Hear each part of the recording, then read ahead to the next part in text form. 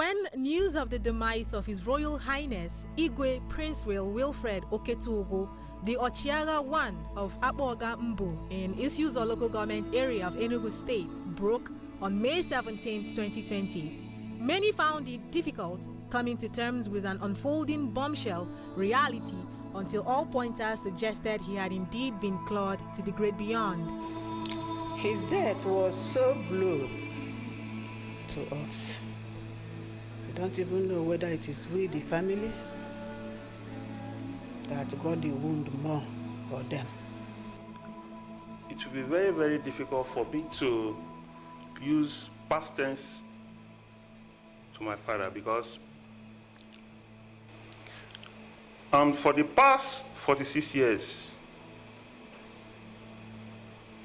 the positive characters he possessed lives in me. The death of my elder brother, His Royal Highness Igwe Princwill Okete was a very rude shock to me because I never expected that. The demise came to me as a very shocking news. It was so devastating. Everything that happens to him happened suddenly. So it came to me as a very big shock. The news was very shocking. In fact, I had to ask the person who called me if he was sure of what he was talking. I was driving, he called me, I cleared and I picked his call, thinking that he was trying to tell me about Premier League or other things that could make us to laugh. And he told me, Onyimoy, I just lost my father this afternoon. I shouted. I felt bad. It was very heavy on me. I know that someday we'll exit from here, but I did not expect, and I'm sure nobody expected that Igwe would leave us at the time that he did. So it's really quite unfortunate that he's no more. It was a thunderbolt. And then, just as Indira Gandhi, with the death of Indira Gandhi, villagers there said that the light is taken out from them and the father of the nation is no more. The palpable shock etched on the faces of many and the attendant outpouring of emotions drove home an age-long truism. When a legend dies, his legacy is immediately ring bell in the minds of people. The late Igwe was not only a legend, but he was one in a class of his own. I must thank God because he's a successful businessman. He never fails in his endeavor. In the morning, in the afternoon, in the night, he always work hard. He preaches it. And if there is anything that I picked in him that is working for me today, and I give it to him, is hard work. My father, successful businessman, he was a workaholic, a philanthropist. I have always known him to work hard from childhood. He loves success. And he was a very good businessman. While he was doing his business, he inspired me a lot because I saw a lot of achievements he made, all the progress he made through his business, and at some point he became the traditional ruler of his community, and I saw how he ruled his community. His initiative in life, the way he saw life, growing up from nobody to somebody out of dedication to everything, his business, his family. He found a way of balancing between his business life and his family life, and he made sure that he never lacked in any of those areas. Igwe turned out being a great man, not just as a traditional ruler, but also as a successful businessman. You see in him industry, hard work. he lived his own life for Akpoga. Not Akpoga alone, even the whole entire community around us. A highly respected and widely consulted traditional ruler in and out of the state, Igwe Ochiagha passed on after a brief illness. The late Igwe was a father not just to his immediate family, but to the entire people of the local government and numerous others within the state and in Nigeria. The entire Enugu state has lost an important personality in the history of our dear state and Nsukka generally. Like a metal gong calling at dawn, his name resonated across the state, so does his good deeds, as well as leadership and managerial acumen. A potpourri of love and outstanding personality, he held sway and showed exemplary leadership, uniting his people together in one front while ensuring equity, justice, fairness, and well-being for the good people of the local government during his stints as the Ochiagha I of Akpoga-Mbu in Isuzo. When he joined filling station, to own a filling station was a milestone. You know, to get one. What we had then was people from the Igwe people in Nsukka. So for him to join the elite business at that time, you know, it was something to reckon with. Caught a lot of the traits. The entrepreneurial spirit that was, I can say, is a part of his nature, and then his orientation. Igwe is somebody who gives you assignment, and he will give you the power to execute it. And he will allow you to learn from experience in the process. Aged 79, Igwe Ochiagha was born on October 1st, 1941, to the family of Chief Frederick Ugwu Obuebo I of Amokwe Imilika Akpoga. His late father was famous as an astute businessman and wealthy farmer. The young Princwill barely knew his mother, Nnenna Okwo of Ameze Imiliki, who died at his infancy, making him the only child of the mother, while he was the second of all the late father's children. Na Igwe bịara ofu ezinụlọ. Papa anyị bụ Frederick Ugwu. Ọ bụ onye ama ama na Akpoga Autonomous Community. Na o toro azụ nwatakịrị na-anụ ihe. Papa anyị kpọọ ya Okuno na-aza. Mụnwa bụ nwanne ya nwoke sọrọ ya kpọkwa ya na ọ na-aza. Igwe nwere obi umeanị site na mgbe a mụrụ ya.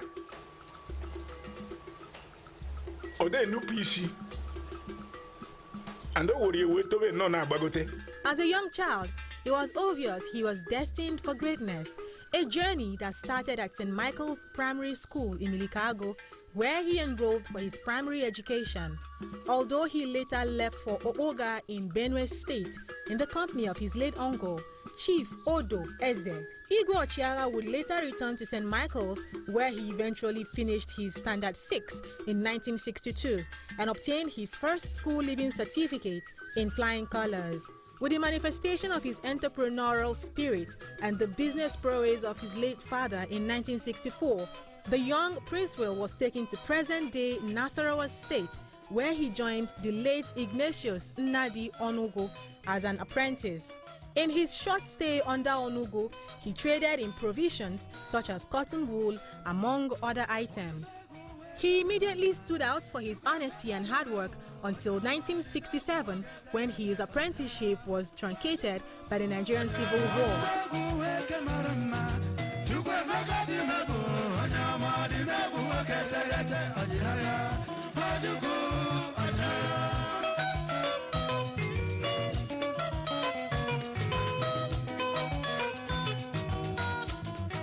Upon returning home and with the support of his parents, he started his own business of patent medicine that year and remained diligent and dedicated to it.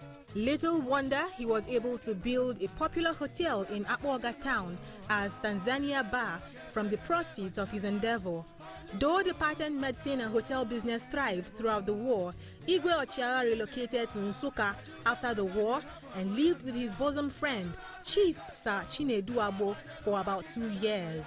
In Nsukka, he expanded his patent medicine business to include provisions, recording great strides and breaking boundaries in the following years. His successes would later make him acquire his first motorcycle in 1972 and later his first vehicle in 1975. His business continued to grow, so also his wealth, as the fleet of cars in his transport line expanded to include more cars. Interestingly, while many thought Igwe Ochiagha had arrived, little did they know that he was just getting started. In 1981, his business enterprise recorded another great stride when he ventured into the petroleum sector and opened up a filling station at Oba Road, Nsukka, which later grew to be a household name as Prince Oil. It did not take many years before he opened another filling station situated along Oba Enugu Road in Nsukka so as to facilitate steady supply of petroleum products, just as he acquired a fleet of tankers. While in the petroleum sector, his patent business metamorphosed into a bigger entity with the commissioning of Nemel Pharmaceutical Limited in Transekulu, Enugu, with the head office later relocated to MNA Industrial Layout, Enugu. As a result of his unmatched business prowess and acumen, Igwe Ochiagha oversaw the establishment and growth of numerous successful enterprises, both home and abroad, including Princwill & Sons Enterprise Limited, Princwill & Sons Transport Limited, Princwill Oil Limited, Princwill & Sons Patent Medicine, as well as Nemel Pharmaceuticals Limited.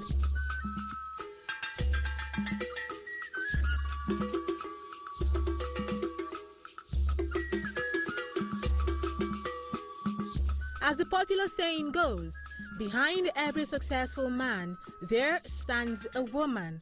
Igwe Ochiagha was not alone all these years as he grew in his business endeavors, as his achievements were also made possible by the support and work of his wife.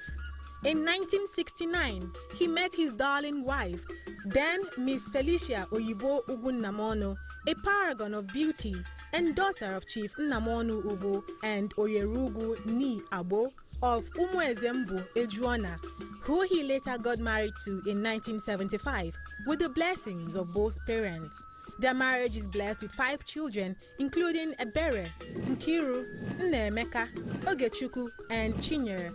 All are happily married and doing tremendously well in their various professions. Like most of his endeavors in life, Igwe Ochiagha's ascension into kingship was ordained and an evidence of God's manifestation in his life. His journey to the throne started in 2002 when Enugu State government, under the administration of Governor Chimaroke Nnamani, granted Akpoga status as an autonomous community. On March 2nd, he was elected as the Igwe of the community unopposed, thanks to the widespread support and loyalty he enjoys among the people of Akpoga. His emergence as the leader of the community was majorly in testimony of his immense contribution to the growth and development of the community, especially in championing the struggle for the emancipation of Akpoga and for the welfare of the indigene. On October 16, 2002, he was then presented to the local government and was issued his certificate and staff of office from the Enugu State government.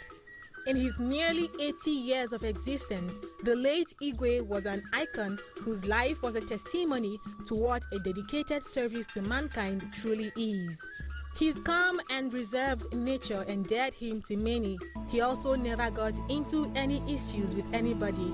Even long before ascending to the throne as the Ochiagha of Akpoga-Mbu, for many, he was also a symbolic dove who was always sought after as a peacemaker whenever people had issues they wanted to resolve. From his young age to business and family life, and even in his leadership roles, he continued to live by examples, being a source of inspiration to the people of his community. followers, loved ones, and friends who transcended beyond the shores of Nigeria. He gave everything to see me become the man I am today. He defended me, he cared about me, he gave everything to see me in my position today. In his 45 years of marriage, Igwe Princwill also lived an exemplary life to not just married men and women in Enugu State and beyond, exhibiting the biblical principles of marriage such as love, tolerance, selfless service, obedience to God, and dedication to responsibilities. According to his wife, some of the qualities that endeared him to her include his enduring humility, care, truthfulness, and loving nature to everyone. In a similar testimony, the Chief Executive Officer of Romy Collins Ventures Nigeria Limited, High Chief Dr. Remigius Collins Okenyi, maintained that he found in Igwe Ochiagha a friend, brother, and father who was always there for him. This is the evidence of a good life.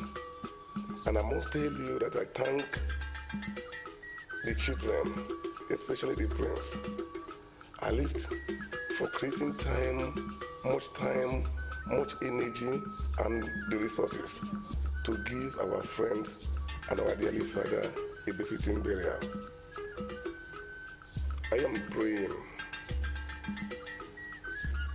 that the forthcoming burial ceremony of our late friend, His Royal Highness Igwe Princwill Ugwu, Ochiagha of Akpoga-Mbu,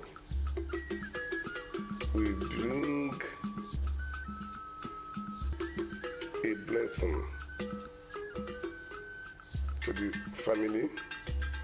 It is the same feeling for Lolo Odibenze Ugwu Morin Uchenna, Igwe's sister-in-law, who said the late Igwe has been generous to her and her family. Honestly, Igwe, I would say, is Obune Chendo, one of the family.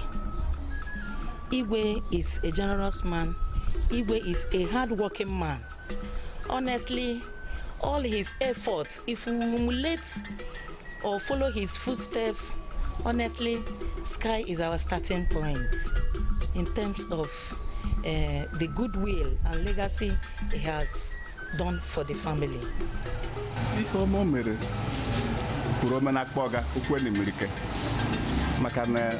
agbụrụ amachi echi ọ bụgoro ka o si emeso mmadụ ibe omume ka o si enyere ụmụnne aka ihe o meriri nne nwa na nwa m so na ndị bụ an example ndị o dobere n'ọnọdụ dị mma.